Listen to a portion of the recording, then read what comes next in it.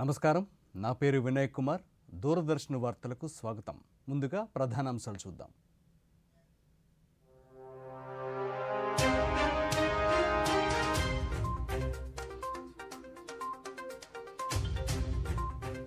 రాజస్థాన్ ఎన్నికల ప్రచారంలో పాల్గొన్న ప్రధానమంత్రి, దేశంలో కాంగ్రెస్ పాలిత రాష్ట్రాల మహిళలకు భద్రత కరువైందన్న నరేంద్ర మోదీ.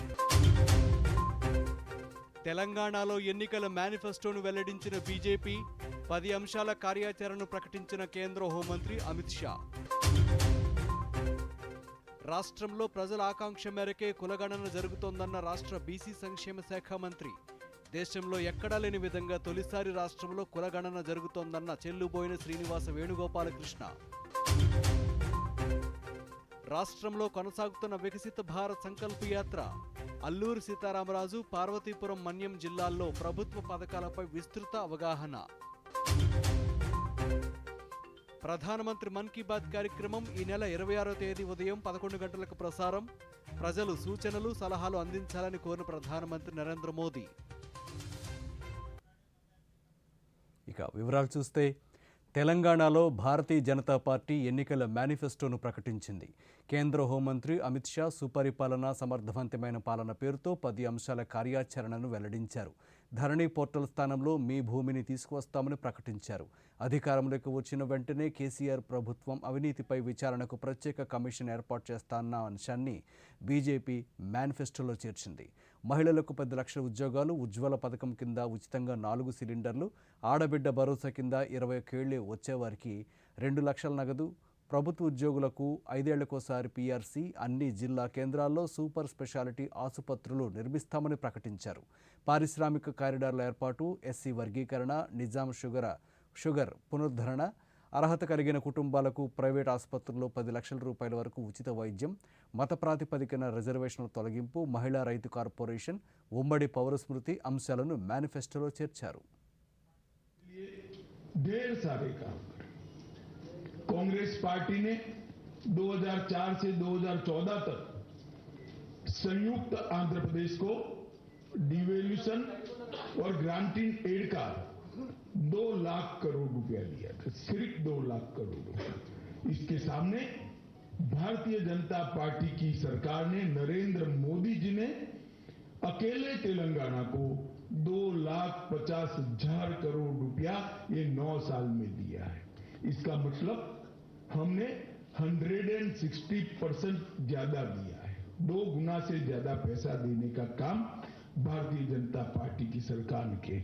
इसके अलावा अभी 900 करोड़ रुपए की लागत से समक्का सरक्का सेंट्रल ट्राइबल यूनिवर्सिटी, हल्दी के किसानों के लिए वैल्यू चेन और एक्सपोर्ट को बढ़ावा देने के लिए नेशनल टर्मरिक बोर्ड और कृष्णा वाटर डिस्प्यूट ट्रिब्यूनल 2 की टर्म्स ऑफ रेफरेंस को भी अभी मोदी जी ने अप्रूव किया है. పర్యావరణ పరిరక్షణ మనందరి సమిష్టి బాధ్యత అని పూర్వ ఉపరాష్ట్రపతి ముప్పవరపు వెంకయ్య నాయుడు పిలుపునిచ్చారు. విజయవాడ స్వర్ణ భారత్ ట్రస్ట్ శిక్షణార్థులతో ఆయన ముచ్చటించారు. కోర్సులు పూర్తయిన వారికి ధృవపత్రాలు అందించారు. అనంతరం మాట్లాడుతూ, ప్రకృతిని ప్రేమించడం, ప్రకృతితో కలిసి జీవించడం జీవన విధానంలో భాగం చేసుకోవాలని సూచించారు.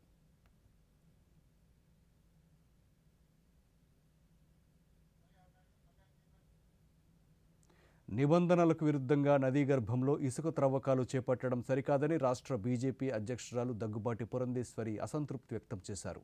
తూర్పుగోదావరి జిల్లా కడియం మండలం బుర్రిలంక ఇసుక ర్యాంపును బీజేపీ, జనసేన నాయకులతో కలిసి ఆమె పరిశీలించారు.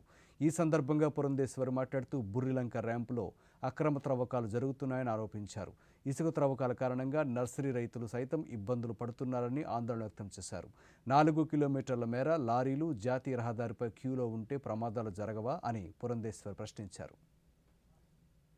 జనతా పార్టీ 2 పార్టీలు కూడా ఇక్కడికి రావడం జరిగింది. ఎందుకంటే మేము ప్రజా వ్యతిరేక విధానాలు, అవినీతి ఏదైతే జరుగుతుందో రాష్ట్రంలో దాని మీద గళం విప్పినప్పుడు మా మీద వ్యక్తిగత దూషణలకి దిగుతున్నారు, కానీ లేవనెత్తినటువంటి ప్రశ్నలకి సమాధానం ఇవ్వడం లేదు. మేము రుజువులతోటే మేము మాట్లాడుతున్నాం. ఇవాళ అది చూపించడానికి ఇక్కడ రావడం జరిగింది. పర్యావరణ నిబంధనలు ఉల్లంఘించి ఏ విధంగా హెవీ మెషినరీ నది గర్భానికి తీసుకుని వెళ్ళి అక్కడ తవ్వకం చేస్తున్నారు మీరందరూ కూడా మీరు ప్రత్యక్షంగా చూశారు. అదేవిధంగా ఇక్కడ ఉన్నటువంటి రైతులు ఎవరైతే నర్సరీకి సంబంధించినటువంటి వారు ఉన్నారో వారు మొక్కలు తీసుకువెళ్ళడానికి లోపలికి వస్తే వారికి అనుమతి లేదు, కానీ 4-5 కిలోమీటర్ల నిడివి మన ఈ లారీలు ఇక్కడ నిలబడి ఉండటాన్ని పోలీసులు ఏ విధంగా వారికి సహకరిస్తున్నారు అని చెప్పి మేము ప్రశ్నిస్తున్నాము. జేపీ అనేటువంటి కంపెనీకి ఇప్పటికే మైనింగ్ పర్మిషన్ అయిపోయింది, కానీ ఇక్కడ ఎవరు చేస్తున్నారు అనేటువంటి విషయానికి రాష్ట్ర ప్రభుత్వం సమాధానం ఇవ్వాలి. అంటే అవినీతిగా ఇక్కడ జరుగుతున్నది అని చెప్పి ప్రజలకు అర్థమవుతున్నటువంటి విషయం. తూర్పుగోదావరి జిల్లా రాజమహేంద్రవరంలోని మోరంపూడి కూడలిలో నిర్మిస్తున్న ఫ్లైఓవర్ వంతెన నిర్మాణ పనులను స్థానిక పార్లమెంటు సభ్యులు మార్గాని భరత్రాం పరిశీలించారు. ఈ సందర్భంగా మాట్లాడుతూ మోరంపూడి ఉండ్రాజవరంలో పై వంతెన నిర్మాణాలు శరవేగంగా కొనసాగుతున్నాయన్నారు. నిర్మాణ పనులపై ఎప్పటికప్పుడు సమీక్షలు నిర్వహిస్తున్నామని తెలిపారు.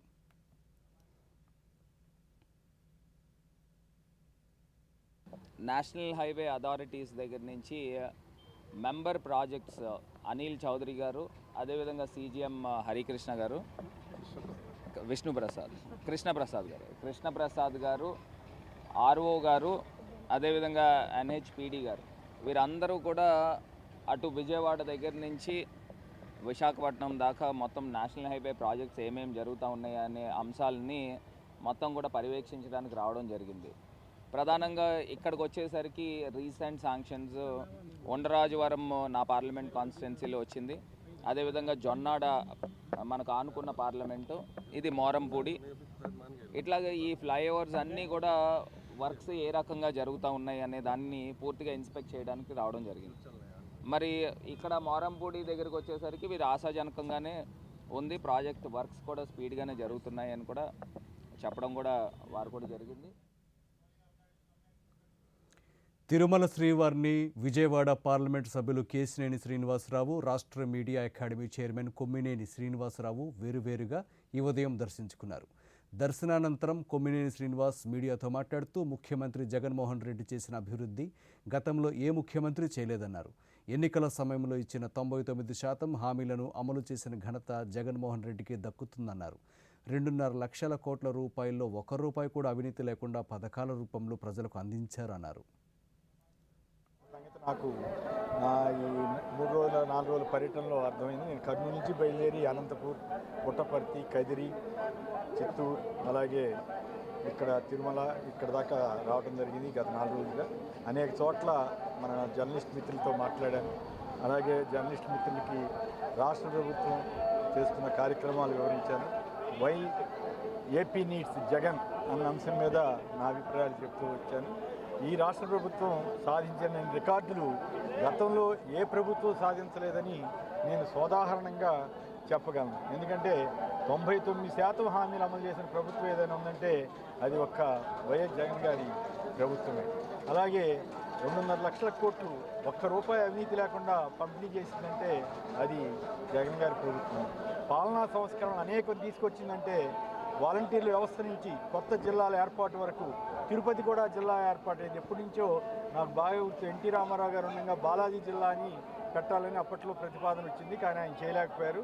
ఇక్కడ ఈ జగన్ గారు వచ్చిన తర్వాత తిరుపతి జిల్లాని ఏర్పాటు చేసి ఇక్కడ ఈ ప్రజల ఆకాంక్షను ఆయన నెరవేర్చారు.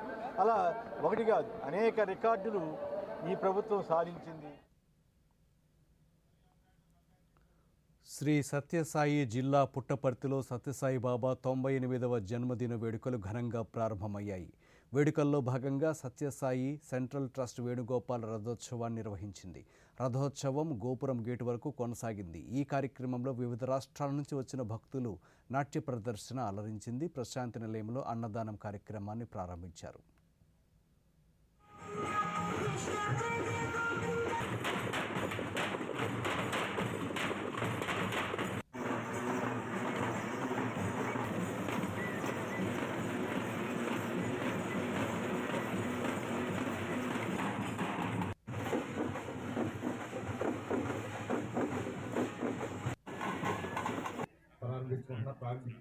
తెలుపుతున్నాము.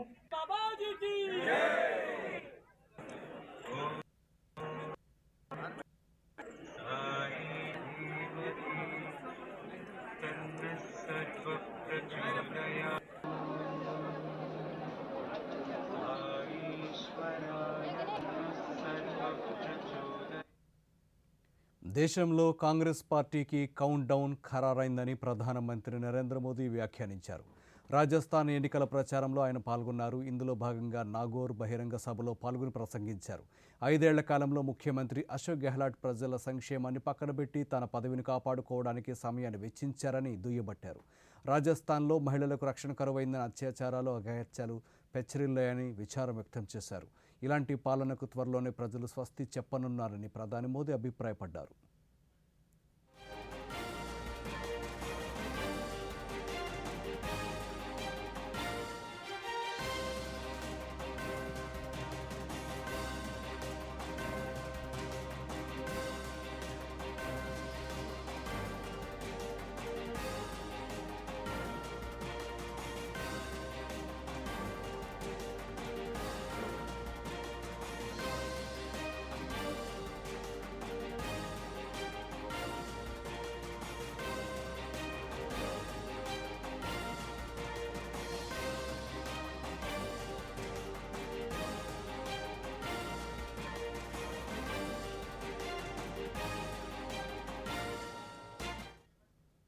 అంతకుముందు భరత్పూర్లో జరిగిన బహిరంగ సభలో ప్రధాని మాట్లాడుతూ దేశంలోని ప్రజలందరూ ఓటు హక్కు ద్వారా బీజేపీకి ఘన విజయం కట్టబెట్టారన్నారు. తద్వారా గత 10 ఏళ్లలో ప్రపంచ యవనికపై భారతదేశ గొప్పదనాన్ని, అభివృద్ధిని, సంస్కృతి, సంప్రదాయాలను, ప్రతిభను సగర్వంగా చాటి చెప్పగలుగుతున్నామన్నారు. కాంగ్రెస్ పాలనలో దేశంలో అవినీతి, కుంభకోణాలు రాజ్యమేలాయన్నారు. గత 5 సంవత్సరాలుగా రాజస్థాన్లో కాంగ్రెస్ ప్రభుత్వం ప్రజా వ్యతిరేక పాలన అందిస్తోందన్నారు. బీజేపీకి ఓటు వేసి డబుల్ ఇంజిన్ సర్కార్ను ఏర్పాటు చేయాల్సిందిగా ఓటర్లకు ప్రధాని మోదీ విజ్ఞప్తి చేశారు. ऑस्ट्रेलिया में भी बज रहा है, यूरोप में भी बज रहा है, एशिया में बज रहा है. आपको गर्व हो रहा है, खुशी हो रही है, संतोष हो रहा है. ये सब किसके कारण हो रहा है?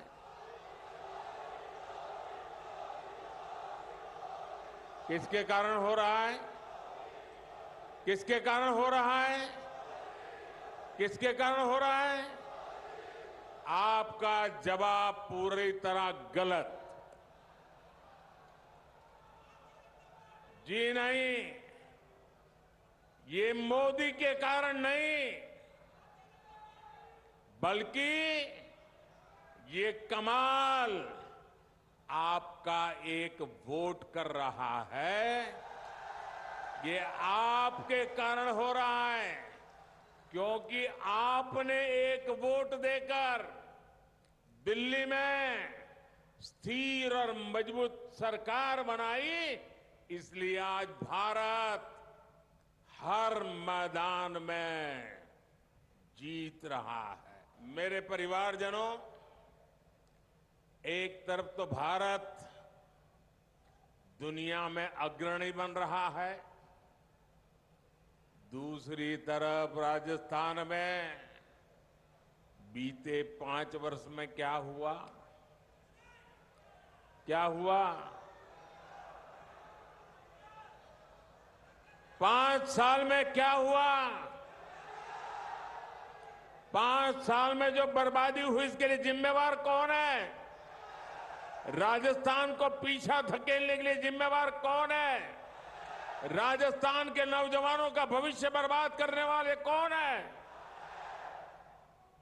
यहां कांग्रेस ने राजस्थान को भ्रष्टाचार, दंगों और अपराधों में अग्रणी बना दिया है. రాష్ట్రపతి ద్రౌపది ముర్ము కొత్త ఢిల్లీలో ఏరోస్పేస్ అండ్ ఏవియేషన్ ఇన్ 2047 అనే ఇతివృత్తంతో కూడిన అంతర్జాతీయ కాన్ఫరెన్స్ను ప్రారంభించారు. ఏరోనాటికల్ సొసైటీ ఆఫ్ ఇండియా ఆధ్వర్యంలో 2 రోజుల పాటు ఈ సమావేశం జరగనుంది. ఈ సమావేశంలో భారతదేశంలో 75 సంవత్సరాల ఏరోస్పేస్ మరియు ఏవియేషన్ జర్నీతో కూడిన విజన్ డాక్యుమెంట్ సంకలనాన్ని రాష్ట్రపతి విడుదల చేశారు. ఈ కార్యక్రమంలో ఏవియేషన్ రంగానికి చెందిన ప్రముఖులు, అంతర్జాతీయ నిపుణులు, శాస్త్రవేత్తలు, పారిశ్రామికవేత్తలు, విద్యావేత్తలు, స్టార్టప్ లీడర్లు, విద్యార్థులతో సహా 1500 మంది ప్రతినిధులు హాజరయ్యారు. ఈ సందర్భంగా రాష్ట్రపతి మాట్లాడుతూ ఏరోనాటికల్ సొసైటీ ఆఫ్ ఇండియా గత 7 దశాబ్దాల్లో కాలానుగుణంగా నిరంతరం అభివృద్ధి చెందుతుందన్నారు. దేశంలో ఏరోస్పేస్, ఏవియేషన్ రంగాల్లో ఎన్నో మార్పులు చోటు చేసుకుంటున్నాయన్నారు. Space technology, missile technology, aircraft టెక్నాలజీల్లో భారత్ ఎంతో ముందుందన్న రాష్ట్రపతి Mars mission, Chandrayaan, Aditya L1 తదితర అంతరిక్ష కార్యక్రమాలను విజయవంతం చేశామన్నారు. ఉడాన్ ద్వారా చిన్న పట్టణాలకు కూడా విమానయాన సర్వీసులను అందుబాటులోకి తీసుకురావడం జరిగిందన్నారు. What it sets out to achieve. The Aeronautical Society of India has worked tirelessly to ensure that not only the aeronautics as a knowledge system grows by leaps and bounds, but it also impacts life of every citizen in a substantial manner. ఇప్పుడు ఒక short break తీసుకుందాం.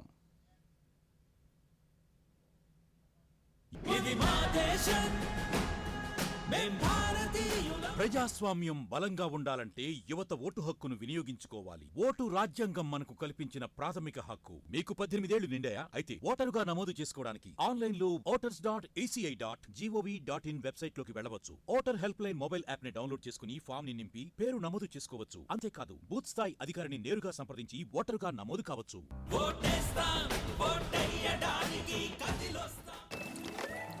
ఎంతకాలం ఇలా లైన్లో గడిపేస్తారు? Digital payment వాడండి, చిటికలో పరిష్కారం పొందండి. ఎంతకాలమని పాత పద్ధతుల్ని పాటిస్తారు? డిజిటల్ పేమెంట్ చాలా తేలిక. చూడండి, చిటికలో పేమెంట్ చెల్లించండి. వాలెట్ కోసం వెతుకుతున్నారా? డిజిటల్ పేమెంట్ వాడండి, ఎప్పుడైనా ఎక్కడైనా, మరియు సురక్షితం కూడా. నేనైతే వీరికి డిజిటల్ పేమెంట్ చేయడం నేర్పించాను. మరి మీరు? ఆర్బీఐ చెప్తుంది ఈ డిజిటల్ పేమెంట్ వాడండి, ఇతరులకు నేర్పించండి. Back to news. Congress, BRS రెండు కుటుంబ పార్టీలేనని కేంద్ర హోంమంత్రి అమిత్ షా విమర్శించారు. తెలంగాణ ఎన్నికల ప్రచారంలో భాగంగా ఈరోజు గద్వాల, నల్గొండ, వరంగల్ సకల జనుల సంకల్ప బహిరంగ సభల్లో ఆయన పాల్గొన్నారు. కేసీఆర్ ప్రభుత్వాన్ని ఇంటికి పంపించాల్సిన సమయం ఆసన్నమైందన్నారు.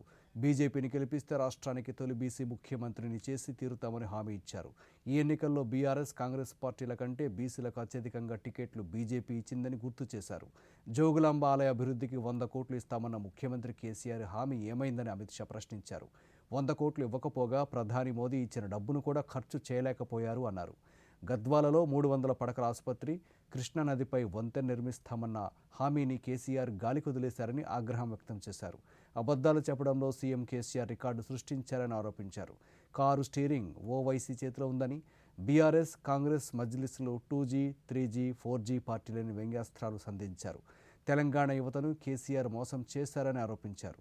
ఈ ఎన్నికలు తెలంగాణ ప్రజల భవిష్యత్తును నిర్ణయిస్తారని, బీజేపీ అధికారంలోకి వస్తే అభివృద్ధి చేసి చూపిస్తామని హామీ ఇచ్చారు. भारतीय जनता पार्टी ने तीनों पार्टियों में सबसे ज्यादा टिकट बैकवर्ड क्लास को देने का काम भारतीय जनता पार्टी ने किया. వర్షాభావ పరిస్థితుల దృష్ట్యా కృష్ణా, ఎన్టీఆర్ జిల్లాల్లో రైతులు రబీ పంటకు ప్రత్యామ్నాయంగా ఆరుతడి పంటలు చేపట్టాలని జిల్లా కలెక్టర్లు ఢిల్లీరావు, రాజబాబు తెలిపారు. ఇరు జిల్లాల నీటిపారుదల, వ్యవసాయ సలహా మండళ్ల సమావేశాలు ఈరోజు విజయవాడలో నిర్వహించారు. అనంతరం వారు మీడియాతో మాట్లాడుతూ ఎక్కువగా నీరు అవసరమయ్యే వరి, చెరకు, అరటి తదితర పంటలు చేపట్టినట్టయితే సకాలంలో నీరందక రైతులు ఇబ్బందులు ఎదుర్కొనే అవకాశం ఉంటుందన్నారు. ఈ పంటలకు ప్రత్యామ్నాయంగా ఆరుతడి పంటలైన పెసర, మినుము, కంది, మిర్చి తదితర పంటలను చేపట్టాలని సూచించారు. ఇరిగేషన్ ఇష్యూస్లో రేజ్ చేసినటువంటి అంశాలని అన్నీ కూడా దృష్టిలో పెట్టుకుని వాటిని ఆయా ప్రాంతంలో ఉన్నటువంటి డిఈస్, ఈఈస్ అండ్ అగ్రికల్చర్ డిపార్ట్మెంట్ ఎంప్లాయీస్ వాళ్ళందరూ కూడా నోట్ చేసుకోవడం జరిగింది. అందరికీ ఒకసారి స్వాగతం చెప్తూ ఈరోజు ముఖ్యంగా ఒక 4 అంశాలు చాలా ఇంపార్టెంట్ అంశాలు మనం చర్చించడం జరిగింది. గౌరవ మెంబర్స్ అందరూ కూడా రైజ్ చేయడం జరిగింది. ఒకటి, మనకి వాటర్ స్ట్రెస్ కొంచెం ఈ సంవత్సరం ఉన్నప్పటికీ ఎంతో పకడ్బందీగా వారాబందీ అనేది బోత్ డిస్ట్రిక్ట్స్లో, అటు ఎన్టీఆర్ డిస్టిక్లోను అటు కృష్ణా డిస్టిక్లోను చాలా అంటే ఆల్మోస్ట్ ఎవ్రీడే రివ్యూ చేస్తూ టైల్ ఎండ్ వరకు కూడా మనం వంతుల రూపంలో అందించడం వల్ల చాలా మట్టుకి వాళ్ళందరికీ కూడా కొంత బెనిఫిట్ జరగడం అనేది జరిగింది. అది జనరల్గా ఐఏబీ మీటింగ్ అన్నాక ఎంత వాటర్ రిలీజ్ చేస్తాం, ఎంత ఎప్పుడు ఏ విధంగా ఏ పంటలు వేసుకోవాలి, ఎలా వేసుకోవాలి అనే పరిస్థితిలో, బట్ ఈ ఐఏబీ మీటింగ్లో చాలా ఉన్న పరిస్థితులు కష్టంగా ఉన్నాయి. మీరు వచ్చే పంటలు అయితే మాత్రం వెట్ క్రాప్సే కాదు ఐడి క్రాప్స్ కూడా వేసుకోవడానికి కష్టము అని చెప్పడానికి ఒక విధంగా చెప్పి ఇప్పుడున్న అంటే అటువంటి పరిస్థితుల్లో మనం ఉన్నాం. నాగార్జున సాగర్లో లైవ్ స్టోరేజీ 26 టీఎంసీలు మాత్రమే ఉంది. అది కూడా ఇటు లెఫ్ట్ కెనాల్కి రైట్ కెనాల్కి. ఆ లెఫ్ట్ 2 కెనాల్స్కి పోగా మనకు ఒక 5 టీఎంసీలు డ్రింకింగ్ వాటర్కి రావడమే గొప్ప విషయంగా అనిపిస్తుంది. అంటే ఇప్పుడు రెయిన్స్ వస్తే తప్ప మనకి అక్కడ నుండి ఆ 5 టీఎంసీలు అయితే డ్రింకింగ్ వాటర్ తప్ప అడిషనల్గా రావాలంటే మరి కష్టం. ఇక పులిచెంతల్లో ఉన్నది 10 టీఎంసీ ప్రజెంటు మనము లైవ్ స్టోరేజ్ అంటే వాడుకోవడానికి యూజ్ ఉన్నది. ఆ 10 టీఎంసీలు కూడా మనకి అది కూడా ఒక 5 టీఎంసీ వరకు డ్రింకింగ్ వాటర్కి వాడడానికే వీలవుతుంది. శాశ్వత లోక్ అదాలత్ అందించే తీర్పు భారత అత్యున్నత న్యాయస్థానం సుప్రీంకోర్టు తీర్పుతో సమానమని వైఎస్ఆర్ జిల్లా శాశ్వత లోక్ అదాలత్ అధ్యక్షులు స్వర్ణప్రసాద్ తెలిపారు. ఫిర్యాదుదారులకు ఎలాంటి కోర్టు ఖర్చులు లేకుండా సత్వర న్యాయ పరిష్కారం అందిస్తామన్నారు. కడపలో శాశ్వత లోక్ అదాలత్పై అవగాహన సదస్సు నిర్వహించారు. ఈ సందర్భంగా విద్యార్థులకు లోక్ అదాలత్ వేదికల ప్రయోజనాలను ఆయన వివరించారు. కాబట్టి 2002 నుంచి ఈ పర్మనెంట్ లోక్ అదాలత్ జిల్లాలకు ఒకటి ఉంటుంది అనమాట. జిల్లా జడ్జి కేడర్ అయినా అక్కడ ఉంటారు జిల్లా జడ్జి. కాబట్టి మనము ఏదైనా డిస్ప్యూట్ వచ్చినప్పుడు ఈ జ్యుడిషిక్షన్ ఏమేమి కేసులు వస్తాయో ఏమేమి సర్వీస్ వస్తాయో నేను చెప్తాను మీకు క్లుప్తంగా 1 by 1. కాబట్టి ముందు మనకు డిఫరెన్స్ లోక్ అదాలత్ పర్మనెంట్ లోక్ అదాలత్ తెలుసుకున్నారు. నెక్స్ట్ ఈ పర్మనెంట్ లోక్ అదాలత్ ఏమేమి కేసులు వేసుకోవచ్చు అనే విషయం ఇప్పుడు క్షుణ్ణంగా తెలుసు. పర్మనెంట్ లోక్ అదాలత్ అనేది ప్రతి జిల్లాలో ఏర్పాటు చేయబడింది. ఎందుకంటే ఇవాళ కడప జిల్లాలో ఉంది. ఈ కడప జిల్లాకు సంబంధించిన కేసులు అన్నీ మరి ఇతను పోలీస్ డిపార్ట్మెంట్ దగ్గరకు వచ్చి ఇక్కడ వచ్చేసినాడు. మరి నేను మంచి కండిషన్ పంపించాను, వాళ్ళు అడిగేసరికి ఆయన పగిలిపోయి దీనికి కారణం దీనికి ఎవరు రెస్పాన్సిబుల్ మేము కాదన్నారు. మరి నష్టపరిహారం జరిగింది ఎవరికి అడ్డం. కాబట్టి ఇలాంటి కేసులు కూడా ఇక్కడ ఫైల్ చేసుకొని న్యాయం పొందడానికి ఆస్కారం ఉంది. అలాంటి కేసు కూడా ఒకటి రిపోర్ట్ అయింది. కేంద్ర ప్రభుత్వ పథకాలను ప్రజలకు చేరువ చేసేలా దేశవ్యాప్తంగా ఎంపిక చేసిన ప్రాంతాల్లో వికసిత భారత్ సంకల్ప యాత్ర కొనసాగుతోంది. ఇందులో భాగంగా అల్లూరు సీతారామరాజు జిల్లా రంపచోడవరం మండలంలో వికసిత భారత్ సంకల్ప యాత్రలో ప్రచార వాహనం ద్వారా ప్రభుత్వ పథకాలపై ఆదివాసీ ప్రజలకు అవగాహన కల్పించారు. రంపచోడవరం మండలంలో జరగాంపల్లె, ఫోక్స్పేట, బీరంపల్లి, ఊట్ల గ్రామాల్లో ప్రజలకు ఆరోగ్య విషయాలపై, రైతులకు డ్రోన్ ద్వారా వ్యవసాయ విధానాలపై అవగాహన కల్పించారు. ప్రభుత్వ పథకాల లబ్ధిదారులకు గుర్తింపు కార్డులు పంపిణీ చేశారు. వ్యవసాయ, ఆరోగ్య, బీమా శిబిరాలు నిర్వహించారు. ఈ సందర్భంగా అధికారులు ప్రజలతో వికసిత భారత్ సంకల్ప ప్రతిజ్ఞ చేయించారు. అనంతరం లబ్ధిదారులు మాట్లాడుతూ కేంద్ర ప్రభుత్వ పథకాలు వెన్నుదన్నుగా నిలుస్తున్నాయని తెలిపారు. మట్టి నమోదా కూడా చేస్తున్నారండి. ఏ ఎరువులు వేయాలో చెప్తున్నారు. సరే ఆత్మ గురించి కూడా చెప్తున్నారు. చాలా బాగుందండి. చాలా బాగా చెప్తున్నారండి. వాళ్ళు చెప్పిన ప్రకారంగా మేము చేస్తున్నామండి. కేంద్ర ప్రభుత్వాల పథకాలపై ప్రజలకు అవగాహన కల్పించడమే లక్ష్యంగా కేంద్ర ప్రభుత్వం వికసిత భారత్ సంకల్ప యాత్ర కార్యక్రమాన్ని నిర్వహిస్తోంది. అల్లూరు సీతారామరాజు జిల్లాలో ప్రారంభమైన వికసిత భారత సంకల్ప యాత్రకు విశేషమైన ఆదరణ లభిస్తోంది. వివిధ ప్రభుత్వ పథకాలను ప్రజల వద్దకు చేర్చి వారిని పథకాలపై అవగాహన కల్పిస్తున్నారు. జిల్లాలోని పాడేరు, అరకు, రంపచోడవరం మండలాల్లో ముమ్మరంగా వివిధ పథకాలపై ప్రజలకు అవగాహన కల్పించడానికి అధికారులు పలు కార్యక్రమాలు ఏర్పాటు చేశారు. పాడేరు మండలంలో ఈరోజు విస్తృతంగా పలు కార్యక్రమాలు నిర్వహించారు. ఇంద్రపల్లె, బొడిమేలలో వికసిత భారత్ సంకల్ప యాత్ర కింద ఏర్పాటు చేసిన కార్యక్రమంలో కేంద్ర ఆరోగ్య శాఖకు చెందిన ప్రతినిధులు స్థానికులకు వివిధ వ్యాధుల మీద అవగాహన కల్పించారు. ఇక అరకు వ్యాలీ మండలంలో కొత్తబల్లుగూడలో సచివాలయం సిబ్బంది, గ్రామ పంచాయతీ సిబ్బంది, స్థానిక పాఠశాల విద్యార్థులు, సిబ్బంది ప్రభుత్వ పథకాలపై అవగాహన ర్యాలీ నిర్వహించారు. పలు గ్రామాల్లో డ్రోన్ ప్రదర్శనలు కూడా నిర్వహించి రైతులకు అవగాహన కల్పించారు.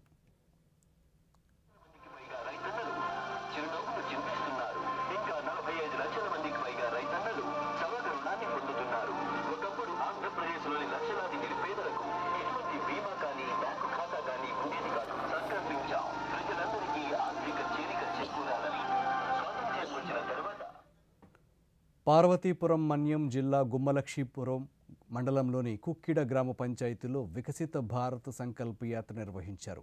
ఈ కార్యక్రమంలో కేంద్ర ప్రభుత్వ పథకాలపై ప్రజలకు ప్రత్యేక వాహనంతో ప్రచారం కల్పిస్తున్నారు. దాదాపు 24 లక్షల మంది పిల్లలకు, మహిళలకు పరిపూర్ణమైన పోషణ అందించడం జరుగుతోంది. ఇంకా ఉచిత ఆహార పదార్థాలతో ఆంధ్రప్రదేశ్లోని ప్రతి నిరుపేదకు ఆహారాన్ని నిర్ధారించడం జరుగుతోంది. ఒకప్పుడు ఆంధ్రప్రదేశ్ గ్రామీణ మహిళలు ఆర్థికంగా వెనుకబడి ఉండేవారు. సంకల్పించాం మహిళలకు స్వావలంబన కల్పించాలని. నేడు 20 స్వాతంత్ర్యం వచ్చిన దశాబ్దాల తరువాత కూడా ఆంధ్రప్రదేశ్ ప్రజలకు స్వచ్ఛమైన తాగునీరనేదే లభించలేదు. సంకల్పించాం ప్రతి ఇంటికి నీటిని చేరవేయాలని. నేడు ఆంధ్రప్రదేశ్ లో జల్ జీవన్ మిషన్ 67 లక్షలకు పైగా. కేంద్ర ప్రభుత్వం అమలు చేస్తున్న సంక్షేమ పథకాలపై ఏజెన్సీ ప్రజల్లో అవగాహన కల్పించేందుకు చేపట్టిన వికసిత భారత్ సంకల్ప యాత్ర విజయవంతానికి అన్ని చర్యలు చేపట్టామని ఐటీడీఏ ప్రాజెక్ట్ అధికారిని కల్పనా కుమారి స్పష్టం చేశారు. ఈ నెల 15న ప్రారంభమైన వికసిత భారత్ యాత్రలో భాగంగా సీతంపేట ఐటీడీఏ పరిధి 21 మండలాల్లో అవగాహన కల్పించేందుకు 9 కమిటీలతో పాటు ఆహ్వాన ఉత్సవ కమిటీ, జిల్లా నోడల్ అధికారిని నియమించామని వివరించారు. కేంద్ర ప్రభుత్వం అమలు చేస్తున్న పథకాలైన ప్రధానమంత్రి జీవన్ జ్యోతి యోజన, సురక్షా బీమా యోజన, పోషణ్ అభియాన్, జన్ ధన్ యోజన, చేతి వృత్తిదారుల పథకాలపై యాత్రలో అవగాహన కల్పిస్తామన్నారు. రోజుకు 2 పంచాయతీల్లో ప్రచార వాహనంలో చిత్ర, సాంస్కృతిక ప్రదర్శనలతో ప్రజలకు అవగాహన కల్పించడం జరుగుతోందన్నారు. పరిధిలో ఈ ప్రోగ్రామ్ జరుగుతుంది. సో ఫస్ట్ డే నుంచి ఇనాగ్రేషన్ చేసిన తర్వాత మన రైటింగ్ కాంపిటీషన్స్, మన ఏకలవ్య స్కూల్స్లో రైటింగ్ కాంపిటీషన్ జరుగుతున్నాయి, పోస్టర్ మేకింగ్ కాంపిటీషన్ జరుగుతున్నాయి. దాంతోపాటు ఈ ఆర్ఎఫ్ఆర్ పట్టా డిస్ట్రిబ్యూషన్ కూడా జరుగుతుంది. ఇంకా కొంతమందికి పట్టా మిగిలిపోయింది. అవన్నీ కూడా ఈరోజు శ్రీకాకుళం కలెక్టరేట్లో కూడా దానికి సంబంధించి డిస్కషన్ చేయడానికి వచ్చాము. సో ఇప్పుడు ప్లాంటేషన్ డ్రైవ్స్తో పాటు స్పీచెస్, మిగతా అన్ని వేరే ప్రోగ్రామ్స్ ఇప్పుడు ఐటీడీఏ పరిధిలో జరుగుతున్నాయి. సో ఈ సంకల్ప యాత్రని మేము సక్సెస్ఫుల్గా చేస్తున్నాము. సో ఇప్పుడు కొన్ని రోజు ఇంకా ఉన్నాయి. సో ఆ రోజుకి కూడా అన్ని ప్లానింగ్ చేయడం జరిగింది. మన ఎడ్యుకేషన్ డిపార్ట్మెంట్, తర్వాత మిగతా అన్ని డిపార్ట్మెంట్స్ కూడా, స్పెషల్లీ వీడీవీకేస్, ఇవన్నీ దాంట్లో పార్టిసిపేట్ చేస్తున్నారు. అండ్ ఈ సక్సెస్ఫుల్గా ఈ ప్రోగ్రామ్ ఇక్కడ జరుగుతుంది. ఐసీసీ ప్రపంచ కప్ క్రికెట్లో భాగంగా రేపు ఫైనల్ జరగనుంది. భారత్, ఆస్ట్రేలియాలు తలపడే ఈ మ్యాచ్కు అహ్మదాబాద్లోని నరేంద్ర మోదీ స్టేడియం ఆతిథ్యం ఇవ్వనుంది. సొంత గడ్డపై ప్రపంచ కప్లో అద్భుతమైన ప్రదర్శనతో అజేయ రికార్డు కొనసాగించిన రోహిత్ సేన ఫైనల్కు చేరింది. ఈ నేపథ్యంలో ఇప్పుడు అందరి దృష్టి అహ్మదాబాద్ వైపు మళ్లింది. ప్రపంచంలోనే పెద్దదైన ఈ స్టేడియంలో 132,000 మంది ప్రేక్షకులు మ్యాచ్ చూసేందుకు రానున్నారు. కాగా ఈ స్టేడియంలో ప్రపంచ కప్ మ్యాచ్ల్లో టీమిండియా అన్నింటా విజయం సాధించడం విశేషం. ఇలా ఉండగా అహ్మదాబాద్లో జరగనున్న ప్రపంచ కప్ ఫైనల్ మ్యాచ్ను ప్రధాని మోదీ స్వయంగా వీక్షించనున్నారు. ఈ మేరకు స్టేడియంలో కట్టుదిట్టమైన భద్రతా ఏర్పాట్లు చేశారు. ప్రధానితో పాటు కేంద్ర హోంమంత్రి అమిత్ షా, సచిన్ టెండూల్కర్తో పాటు పలువురు బాలీవుడ్, కోలీవుడ్, టాలీవుడ్ నటులు కూడా రానున్నారు. అలాగే దేశం నలుమూలల నుంచి క్రికెట్ అభిమానులు 2 రోజుల క్రితమే అహ్మదాబాద్ చేరుకున్నారు. ఈ నేపథ్యంలో హోటళ్లు, అద్దె గదులకు గిరాకీ అమాంతం పెరిగింది. స్టార్ హోటళ్లనైతే రోజుకు 2 లక్షల రూపాయల మేర వసూలు చేస్తున్నాయని సమాచారం.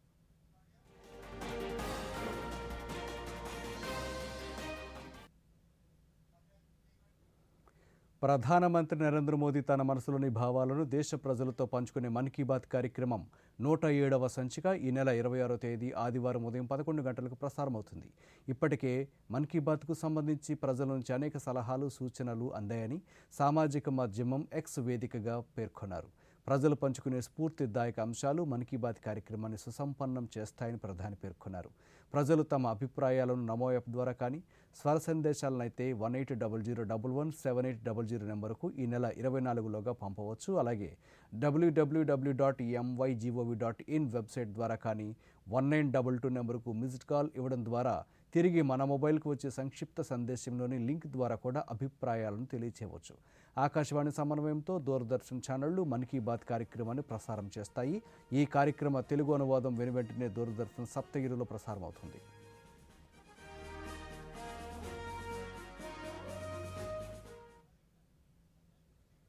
ఈ వార్తలు ఇంతటితో సమాప్తం. నమస్కారం.